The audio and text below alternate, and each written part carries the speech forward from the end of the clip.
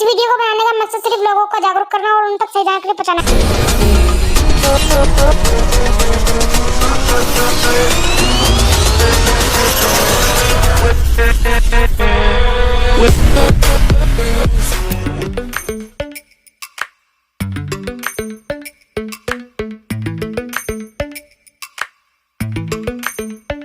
lately. नमस्कार दोस्तों, आपका दोस्त नरेश कुमार। दोस्तों, जैसा कि कल हमारे ग्रुप में चर्चा चल रही थी सिटी टैक्सी अधिनियम 2017 के बारे में, बिल्कुल ठीक रास्ते की तरफ आप सभी भाई मुड़े हो और मुझे गर्व है इस चीज़ का कि देर से ही सही, लेकिन आप लोग कम से कम जगे तो।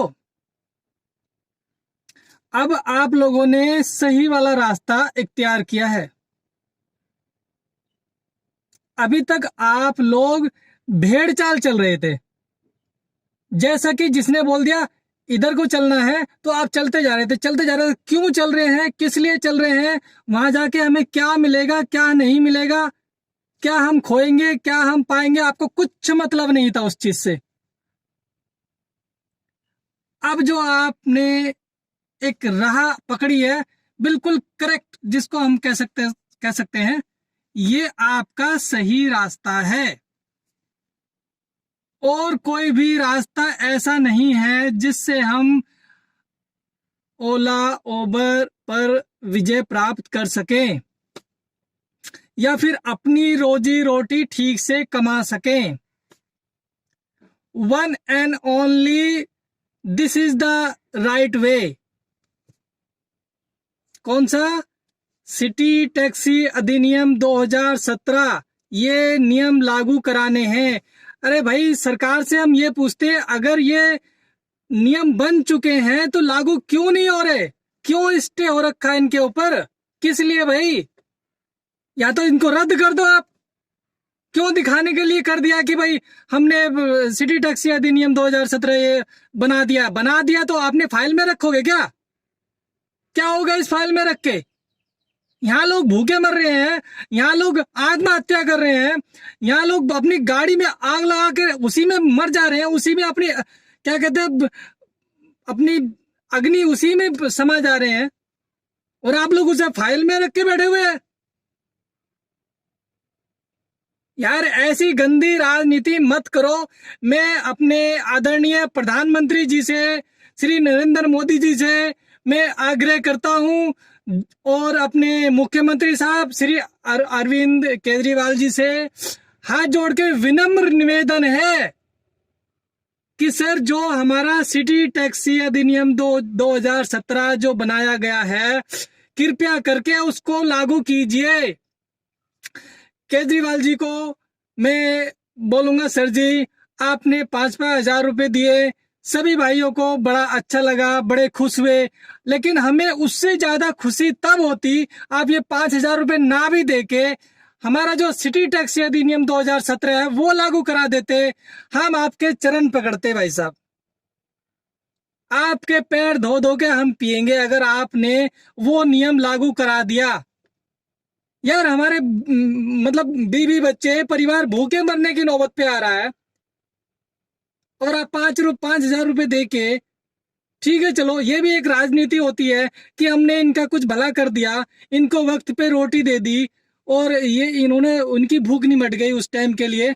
उस टाइम के लिए नहीं सर, चाहे इसमें मोदी जी हो, चाहे उसमें केजरीवाल जी हो, चाहे उसमें कोई भी MP MLA कोई भी हो, मैं सबको कहना चाहता हूं, आप किसी को अपाहिज ना करें, ना बनाए, जनता को उनके पैरों पर खड़ा कीजिए।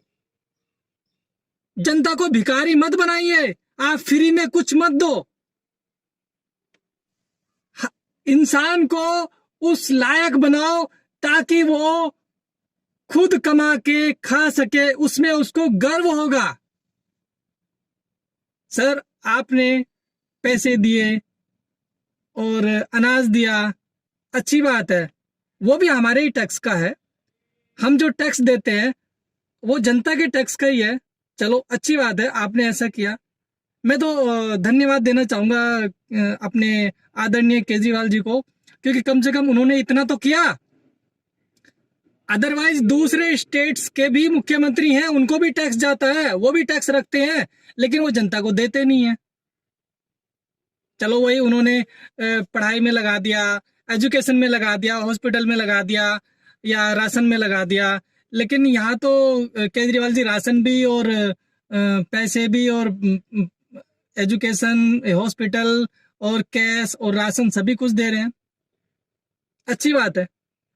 बस एक और रिक्वेस्ट है केजरीवाल जी आपसे, हम आने वाले समय में आपसे रिक्वेस्ट करने आपके घर आ रहे हैं, और इस बात की हमें इजाजत चाहिए आपसे। मेरे जैसे कम से कम 10,000 ड्राइवर आपके घर पर पहुंचेंगे सर जी। कोशिश तो करेंगे हम कम से कम 1 लाख ड्राइवर पहुंचे, क्योंकि हम 4-5 लाख जो ड्राइवर हैं सारे एग्री हैं इस चीज से। और हमें आपसे विनम्र निवेदन है कि आप हमें आज्ञा दें कि हम आपके घर पर आकर आपसे बात करके इस मसले को हल कर सकें।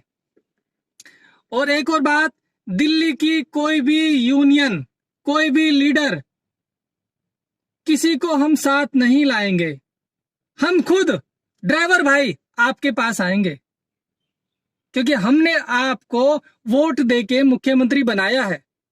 एक बार नहीं, 2-2 बार बनाया, अब तीसरी बार भी बनाएंगे, ये वादा है हमारा।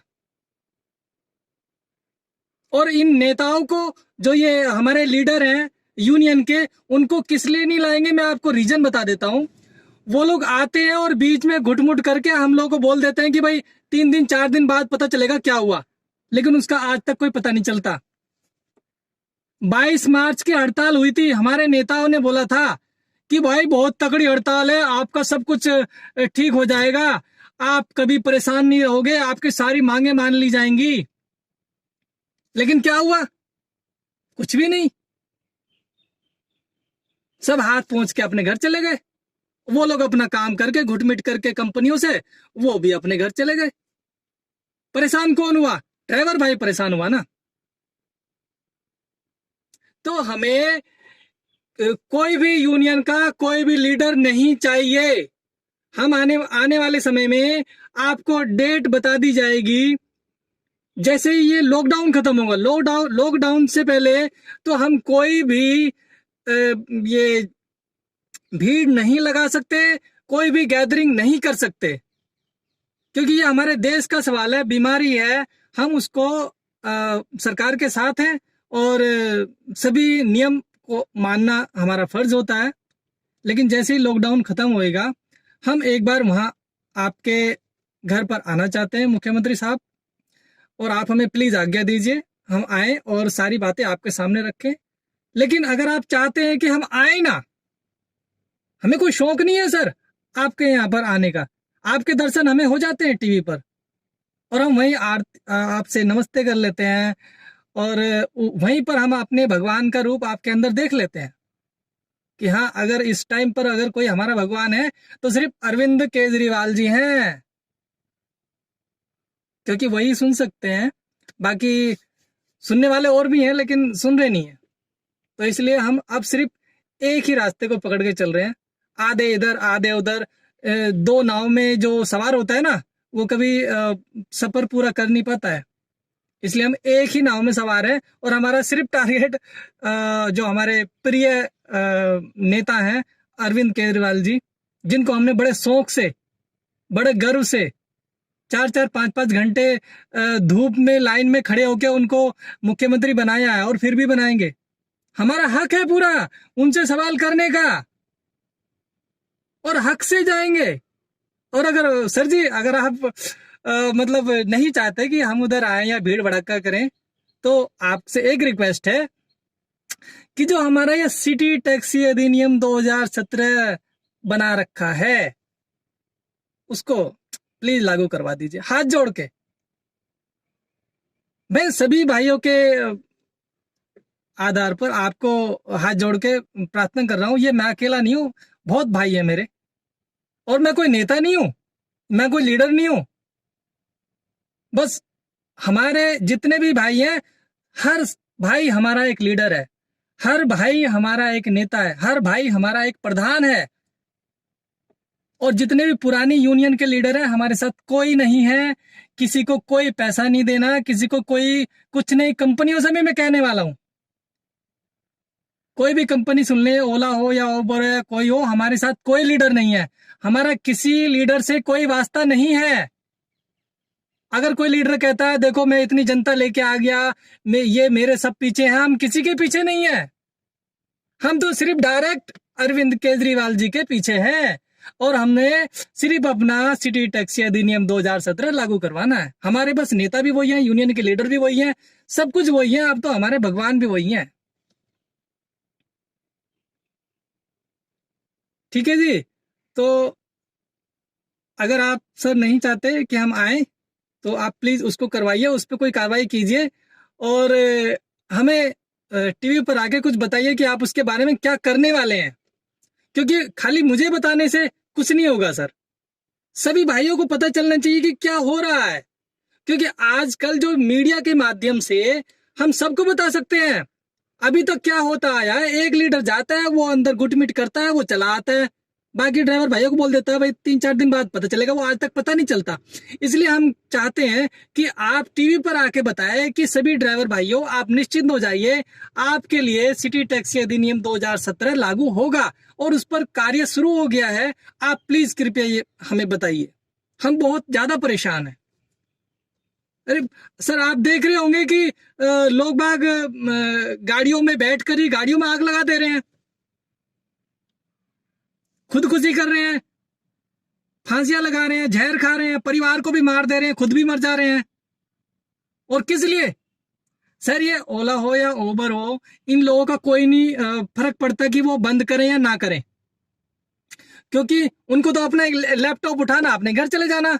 उन्होंने कौन सा बहुत बड़ी फैक्ट्री खोल रखी है? अरे फैक्ट्री तो हमने खोल रखी है, 10-10 लाख रुपए की गाड़ी लेके अपने पर कर्जा कर रखा है। हम तो एक बाइक लेने लायक नहीं है, ठीक है, और हमने 10 लाख की गाड़ी ले रखी है। की ले ली थी इसलिए कि ओला उबर ने रेट सही दे रखा था, बल्कि इसने तो धोखा किया है। और ये हमारे गवर्नमेंट रूल में भी है, किसी आदमी को अपना प्रोडक्ट अगर बेचना होता है तो उसको सारी चीजें ठीक ठीक डिस्क्रिप्शन में लिखनी होती हैं, बतानी होती हैं कि ये हमारा ये सही चीज है। लेकिन इसने सही चीज नहीं बताई। पहले बोला कि हम आपको 20 रुपए पर किलोमीटर दे रहे हैं, इंसेंटिव भी दे रहे हैं, ये दे रहे हैं, वो दे रहे हैं। ड्राइवर भाई ने अपनी 20-20 हजार, 30-30 हजार, 40 हजार रुपए की सैलरी छोड़ के, तनख्वाह छोड़ के, नौकरी छोड़ के, बस लाख रुपए देके गाड़ी फाइनेंस करा ली, बाकी 9 लाख तो किस्तों में जाता रहेगा। लेकिन अब काम ही बंद हो गया तो किस्तें कहां से जाएंगी? तो उन्होंने हमारे साथ धोखा किया है। उन्होंने कोई डिक्लेयर नहीं किया था, कोई क्लियर नहीं किया था कि हमारा क्या रेट रहेगा, क्या रेट नहीं रहेगा। अब हमारे सारे ड्राइवर भाई तो इतने पढ़े लिखे हैं नहीं, जो वो उन्होंने एग्रीमेंट साइन कराया था उसको कोई देखेंगे पढ़ के? कोई नहीं पढ़ के देखता है, और नहीं है पढ़े लिखे भाई। अगर इतने पढ़े लिखे होते तो हम ये गाड़ी नहीं चलाते, हम कोई ऑफिसर बन के बैठे होते। 4-5 लाख ड्राइवर में से किसी भाई ने वो एग्रीमेंट नहीं पढ़ा था जो ओला उबर ने हमसे साइन कराया था। अब उसमें क्या था क्या नहीं था हमें कुछ नहीं पता है, लेकिन हमें बस ये पता है उस टाइम पर उन्होंने मतलब कि लालच दिया, और अब जाके हमको गला काट रहा है, और एक हम आजाद देश में बंदी बने बैठे हैं। और अगर आप हमें आजाद कराना चाहते हैं, हम आजादी चाहते हैं, तो आप सिर्फ सिटी टैक्सी अधिनियम 2017 जो आपने बना रखा है वो लागू कीजिए। हम आपके बहुत बहुत आभारी होंगे। हम नहीं चाहते कि हमें आपके घर पर आना पड़े, और आप उससे पहले ही हमारी अगर ये रिक्वेस्ट सुन लेते हैं तो आपका बहुत बहुत धन्यवाद होगा। It will be so kind of you. Thank you sir. जय हिंद, जय भारत। नरेश कुमार।